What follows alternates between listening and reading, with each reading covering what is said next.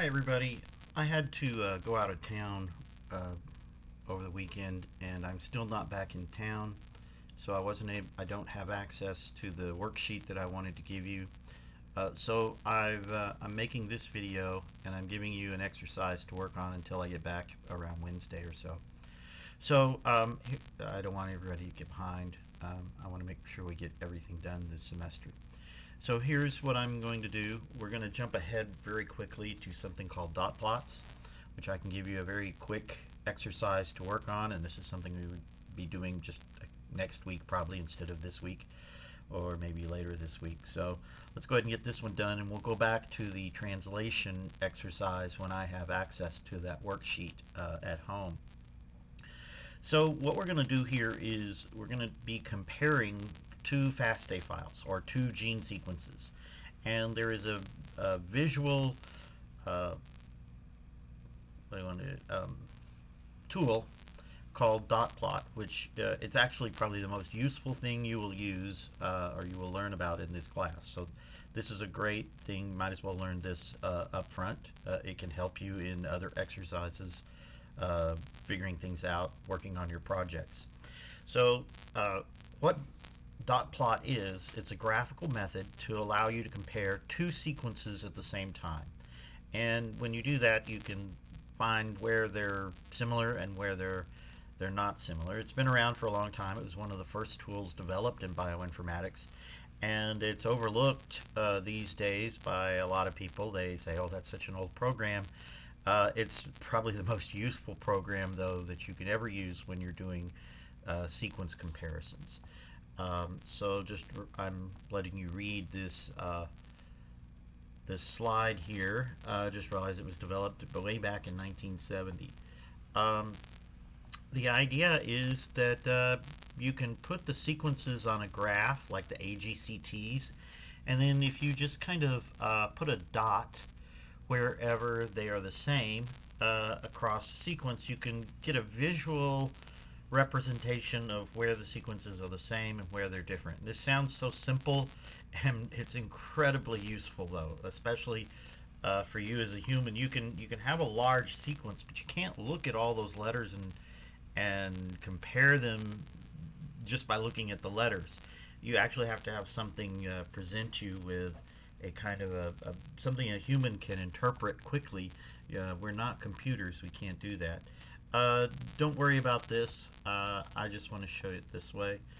This is the real reason. So here we have two words, twilight zone and midnight zone. So you'll see that along here we have twilight zone, and along here we have midnight zone. And if we go through and everywhere they're the same, we put a dot, you can get an idea very quickly of where the two sequences are. We often call it aligned, or where they have similarity, or they have sequence identity. There are so many different ways to say that. And you can see that the places where they're the same are right along here, along this diagonal right here. Now there are some other pieces out here where they had letters that were the same. Here the in night and zone, the in night and zone here equate, and you get this out here, and you get two I's, MI for the midnight and twilight. So everywhere there was an I in the other one, you got a dot. So there are some let's call it noise along here, but as you can see that this is the region where these two sequences, these two sets of letters, are the same. It's in the I guess you call it the IGHT zone. One is twilight and the other one is midnight. And it shows you that these are the same in those areas, and of course maybe these two, if these were genes, these two genes evolved from the same original sequence, and they both mutated, so to speak. So it's a way of identifying sequences that are related to one another. Now what I'm going to have you do is I'm going to have you analyze your GPXs. Now it might take some time, but what I want you to do is take GPX1 and compare it to each of the other GPXs in this way, and I want you to find where these sequences are the same and where they're different, and write maybe a paragraph on each dot plot. So that means you're going to compare 1 and 2, 1 and 3, 1 and 4, 1 and 5, etc., all the way to 1 and 8. If we were going to do a complete comparison, we would compare every combination. So 2 and 3, 2 and 8, whatever. I just want you to compare 1 to each of them. 1 is kind of the central one, probably the first one, and they all migrated from that. So this will take, 7 paragraphs and 7 pictures. You're going to do 7 comparisons. Basically, you take it here and you would put GPX1 maybe here, and then GPX maybe you're on 6, GPX 2 through 8 here. Actually, let's go ahead and do a comparison against itself. Sometimes that can be interesting too. So let's make it where you have 8 pictures, and that means 8 paragraphs, 1 paragraph per picture, kind of going through and describing what you see. So in this, you would say, oh, look, it looks like starting at the I point is where these two, the sequence has been conserved. The other part is the piece that is different between these two genes. And that's kind of what I want you to do with this, just to learn to get to use this tool. This is an extremely useful tool for visualizing the big picture of a gene, not looking at 4 or 5 letters at a time, but looking at the whole sequence at a time. Is when you compare it to another sequence. And so I'm going to ask you to compare it to itself. So GPX1 to GPX1, that would be, of course, what you would get there is a straight line through the middle, but there would be some other interesting things maybe on the side, which you can tell me.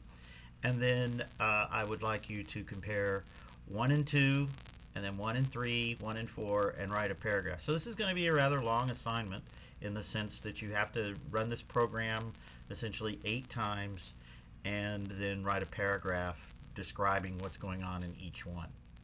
Nothing too complicated, just, hey, I see this is the region that they have in common kind of thing. Here is some more. So this is using actually sequences AGCT. And as you can see, if you put the same sequence here, ATGA, ATA, if you put the same sequence in here, then you get a straight line right through the middle, through the diagonal, and the other stuff is noise, or it tells you where they're similar doing certain things. So we have some terms here, don't worry about that. This is the only one you really need to know is called the principal diagonal, which is this main straight line. The straightest line going through, kind of like at a diagonal level, going through the dot plot. Moving on, we will look at inversions, and something very important later on is palindromes, especially for finding what we call restriction enzyme cut sites. The palindromes are useful for that. That's one reason this is such a useful program. Helps you find so many things. It's going to help you find terminators. It's going to help you find restriction enzyme cut sites, and it's going to help you find similar sequences that are similar. So here we go. This is a legitimate, this is more what you will see. You'll see something like this in a real biological sequence. Direct repeats. So if you see lines like this, it means it's repeating over and over again. So here's your main diagonal, your principal diagonal, or primary diagonal, and then you get these others, and when you see a line like this, it means you have a repeat. So this is shows that this sequence is repeated over and over again, and that's common in the genome. There are things called transposable elements, which jumping genes, which jump around, and so they'll be repeated several times when they've inserted themselves many times in the same sequence. You'll see lines similar to this. Here is an inverted repeat, so it's going this way and this way, and this indicates when things go the other direction in your diagonal, then that means it's been flipped around. So notice here A, B, C, D, A, going backwards. So here we go. So this is called an inverted repeat. Make sure you recognize that if you see one. It usually just means instead of everything going this way, you get a line going this way, and that's palindromic sequences often create something similar to an X. So it's kind of like this. This is not a palindromic sequence necessarily, but this one would be. So if you see little things like that. Frame shifts. Frame shifts are when a piece is cut out and moved further down, or there's a gap. Maybe some pieces have been cut out, so you get deletions or insertions. And you'll get these shifts. So here's a line, and then it shifts over. Notice this one is just going the other direction. Don't make anything out of the fact that it's going this way. It's just this program made it decided to plot it back inverted. But you see this shift here and this gap. So these gaps are due to deletions and to insertions. All right. Notice this one here. This one was in one sequence was cut out and put somewhere else in the sequence. It was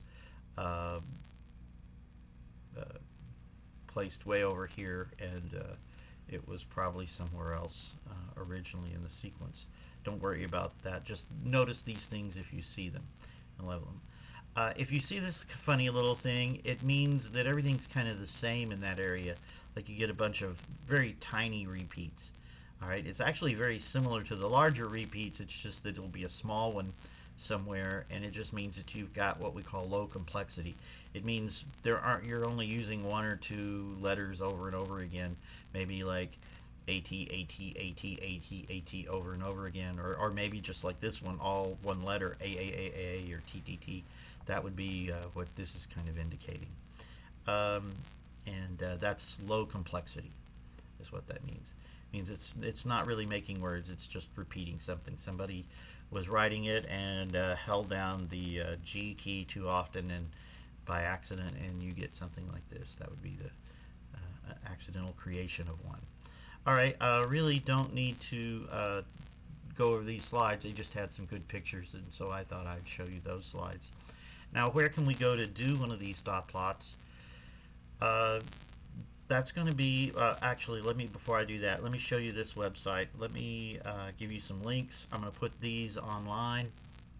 These links are the places to go. Dot Matcher is the link where you will actually go to do your dot plot, and I'm going to do one for you here in a second. And then there's a really good explanation of dot plots, which I'm going to go over right this minute. All right, oops, that's the other one. We'll talk about that one. Now, come on. There we go. So this is the site with the explanation, and what you need to go over this and read it. It's just saying the same thing I did. You don't have to get a lot of it. You can get some really pretty pictures out of this, actually, if things are, if there's a lot of noise. Notice you can definitely see the line of what do you call it? The primary line through the middle of this one. Also some interesting places here. So let's take a look at this. You can hear some examples. You get a lot of noise, these lines here, and then going back and forth here in your boxes, telling you certain things, low complexity, that sort of thing. Now here's the one you actually need to look at. So interpreting dot plots. This you need to read, and you need to know A through H and what they mean. So if I see this, this is what it means. I've kind of gone over some of these already, but read each of these and go over it, because this is the main thing I want you to know about how to interpret dot plots. We'll be using these later. I want you to know how to do them now, do this type of interpretation, and then later I will show you how to use these to find things like restriction enzyme cut sites and things called terminators at the end of a gene. They'll be useful for both of those, as well as looking for transposable elements maybe later. All right, so go to this site and focus on this piece right here, interpreting dot plots. Read that and use that to answer your, use this. You can even use these references like this. In this dot plot, maybe you're comparing GPX1 and GPX5, for instance. And you see something like this. Well, you say, oh, from, say, this region, you can actually give numbers if you want to go and try and find, not required, you know, maybe this is within the sequence, maybe this is the 700th letter to the 750th letter. In between here, you see a solid black box. Well, you'd say, well, between 700 and 750, we saw E. All right, and that would mean a diagonal indicator repetition of the same symbol. In other words, it would have been a repetition here of 50 G's, just G, G, G, G, G, G. And you would just say this might be an indication of a microsatellite repeat. So you don't know what that is yet, but you could just reference it as E if you saw a block. If you saw the staggered lines like this, oh, well, that's an F, and you can talk about what that would mean.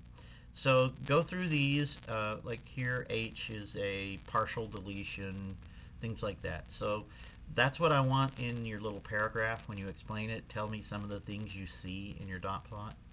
So I'm going to end this. This is our explanation of dot plots. I'm going to actually make a different video where we actually do one.